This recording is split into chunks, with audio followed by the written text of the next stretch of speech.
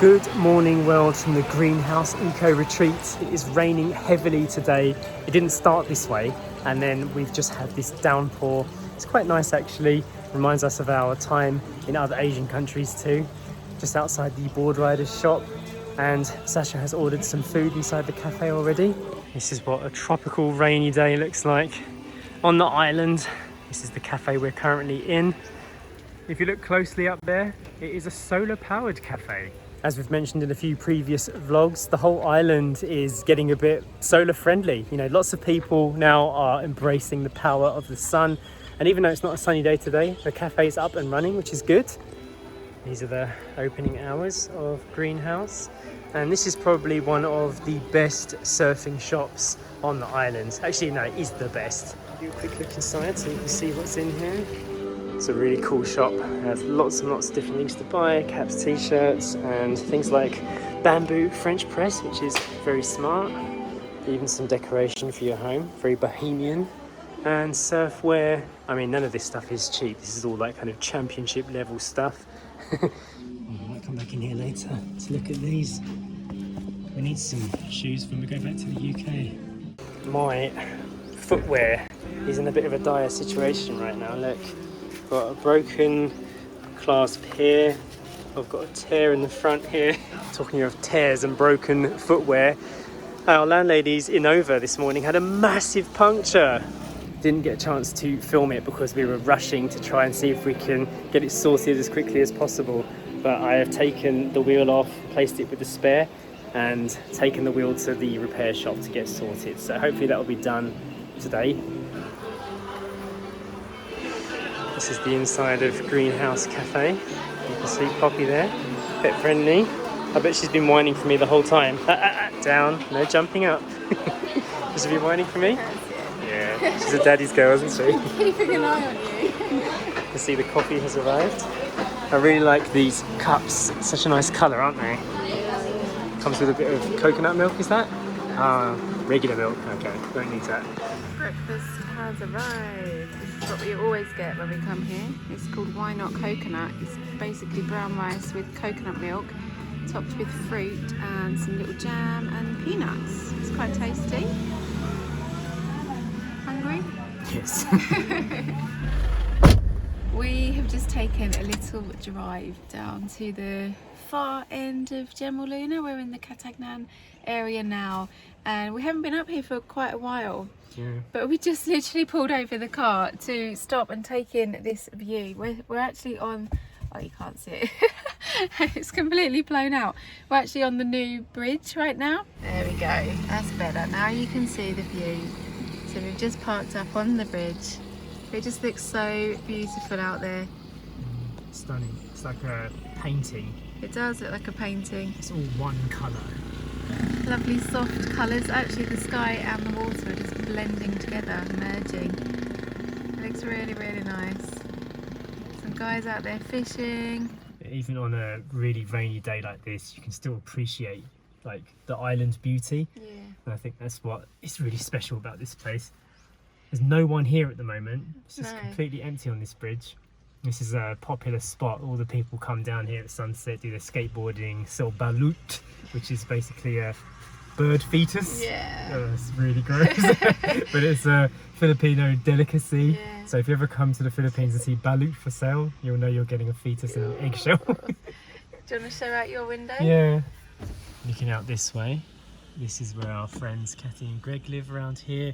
And going down this way is where we intend to do our first paddleboard. We are still going through quite an extended rainy season at the moment, so we haven't really had much of a chance to bust out the kayak or the new paddleboards that we got for Christmas. No, yeah, we haven't even taken it out of the bags yet. And Story's also mentioning it, isn't she? She's like, oh, when will we go on the paddleboard? And when can we take the boat out? Yeah, like by now I thought the weather would have got to a stage where we could do it, but it's still getting quite a lot of wind and rain. So the first time we go out boating as a family, I want to make sure that we know the tide, that we know it's not going to be... Yeah, it's got to be a nice kind of calm day. We don't want any strong waves or anything like that. No. But no, I'm really excited to do it, but I don't think we're going to get a chance to do it before we leave England. I know, So I think it will have to be when we come back, starting afresh. The weather will be amazing when we get back, I'm sure. Yes.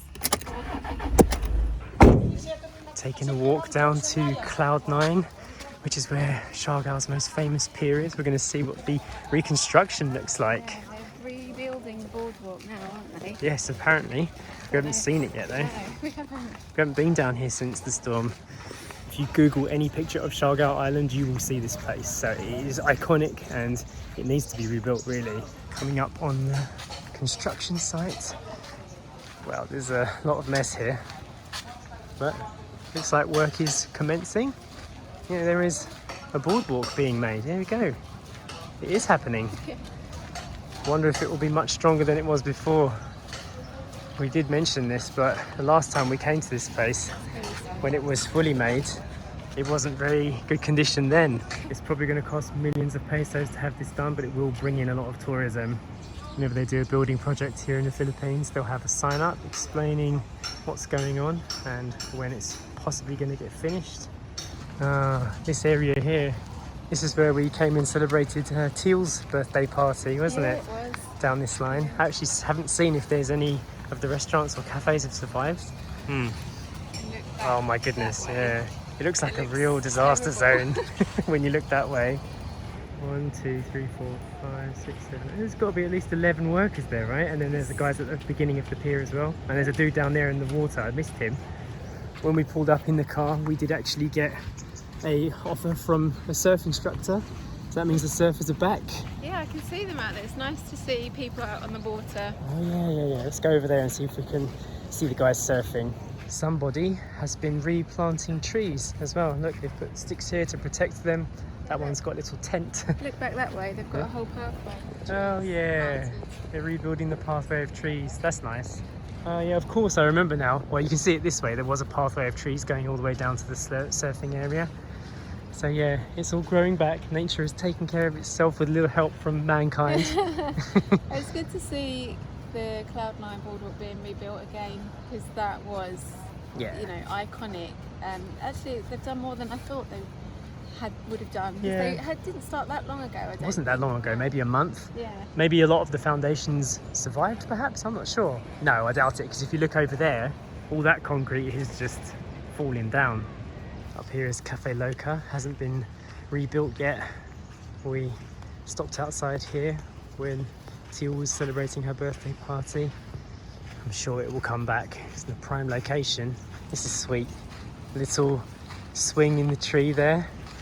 The coconut tree is really hanging down. I wonder if it was this low before, Sash, or if this is another storm thing. I don't remember a swing being here before. No. So maybe this is a new. Yeah, a new addition. It's cool. Leads you out over this side, which is, I think this is Jacking Horse, which is where the beginner surfers come. Yeah, it must be. The waves look really light. Some of the kids here practicing. And when you turn over to the right, you see the big islands out there. That's where you get big waves, and the experts go down there to catch the big ones. I am happy to see this. It does feel positive to me, having gone through the storm and now seeing that things are accessible at least. Yeah. I think Siargao's in a bit of a catch-22 situation right now, where it's like we need tourism for things to recover, but you also need things for tourists to do. Yeah. So, cafes, restaurants. Yeah, this little area here used to be very popular, very buzzing with people. Obviously it's a good surf spot.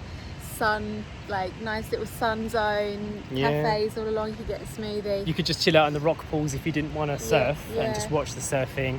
There was plenty to do here, and there still is, but if you want to encourage people to come from their busy lives and spend money here, they need places to spend their money. So I'm hopeful that, seeing all of the businesses popping up, 2 more months, when the sun comes back and the businesses are running, this place will start to recover exponentially. Yeah, and you can see the bridge just over there that we were just on. Yeah, we haven't driven that far from where we just were. So this is the opposite angle. Okay, we're sitting down for lunch. Look who's joined us. It's Story and how was school, Story? Good. A good time at school? Yeah, I thought so. Story came out very happy. She did, yeah. We told her the story of our puncture this morning. She's very excited to hear the story. We didn't have that. Yeah, I know, but I spoke about it. Okay. I let people know about our troubles before we started filming. Yes. So we said to Story, we're going to come and get some focaccia pizza bread here. This is her favourite place to go. Yes. Yeah, she's super excited about that. In a bit of a crazy mood because it's hungry time. Hungry time, We're resty actually time. trying to kill some time, which is why we're staying in town for a bit longer, because we have to go to the port later to collect our passports. Yes. So that's why we need to stay around in town for a bit longer. Yeah, we were supposed to get them early this morning, but the puncture meant that we missed the boat guy. Yeah. So he's going to come back 2:30, and yes, it should be perfect timing. And then we'll have our passports ready to book flights to the UK. Excellent work, Story. Thank you very much. Story loves doing this. Right, lunch is over. It was delicious, and we're now heading to Dhaka to go and pick up mine and Story's passports. I'm really happy that they are here, and we can now do the next part of our trip back to the UK, which is booking the flights, which hopefully we'll be able to do tonight. It's actually been a 7-week process to get the passports sorted from the island here, from when they were sent off to actually receiving them today. It's almost exactly 7 weeks.